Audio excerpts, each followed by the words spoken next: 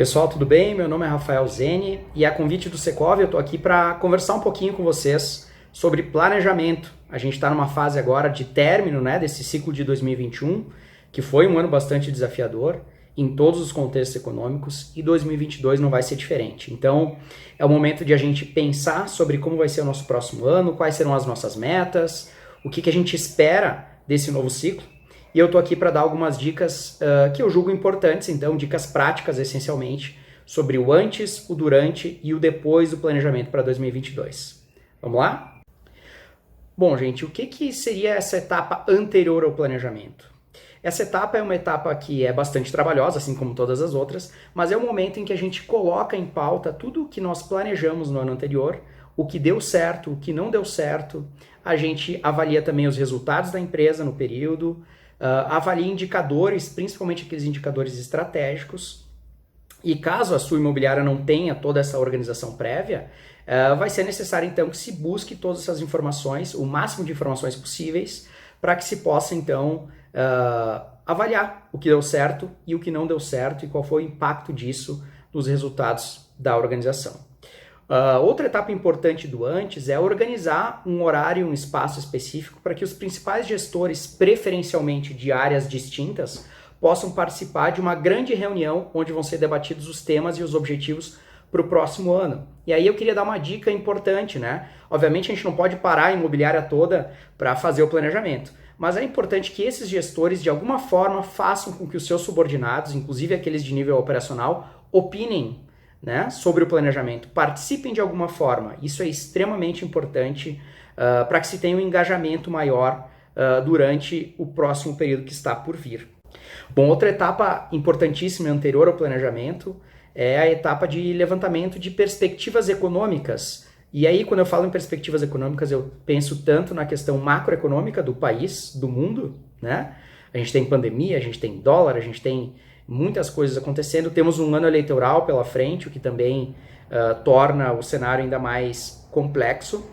E a gente também tem que buscar informações sobre o nosso mercado imobiliário. O próprio Secov é uma super fonte aí para vocês de dados e que está disponibilizando informações super importantes para o planejamento.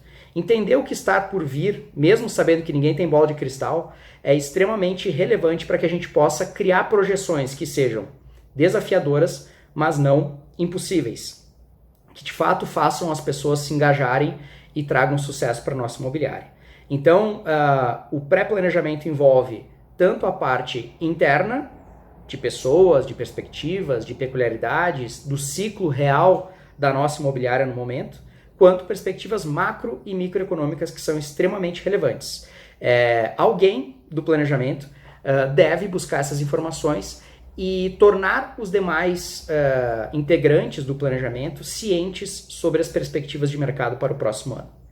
Bom, gente, sobre o durante do planejamento, na prática, como ocorre? Não existe assim um manual de como fazer planejamento na prática, mas eu vou falar um pouquinho sobre as minhas experiências anteriores aí de alguns anos já nessa área.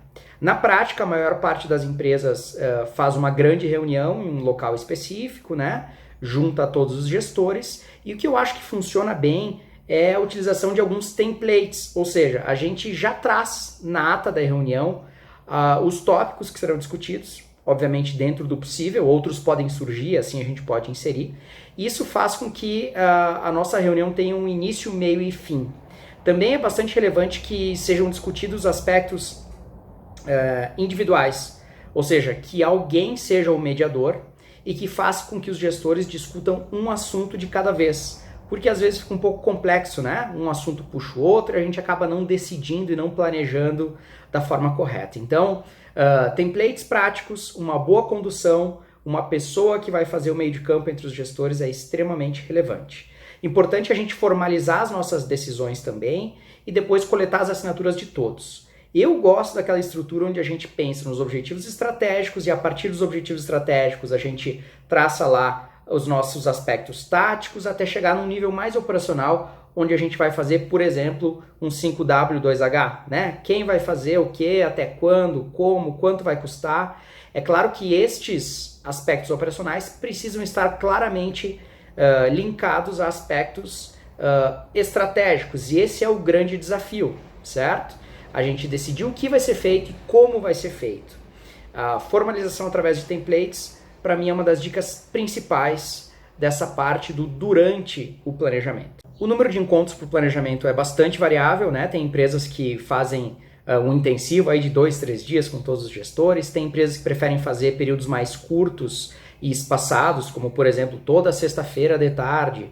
Isso pode oportunizar que os gestores reflitam um pouco mais sobre o que foi discutido durante o planejamento, me parece uma boa ideia, desde que obviamente a gente tem um cronograma bem definido e não passe das datas pré-determinadas. Independentemente do modo em que se tem esse planejamento, o mais relevante é que as pessoas que estejam no planejamento estejam focadas no futuro da organização, se preocupando tão somente com o que está por vir e com os objetivos que se tem pela frente.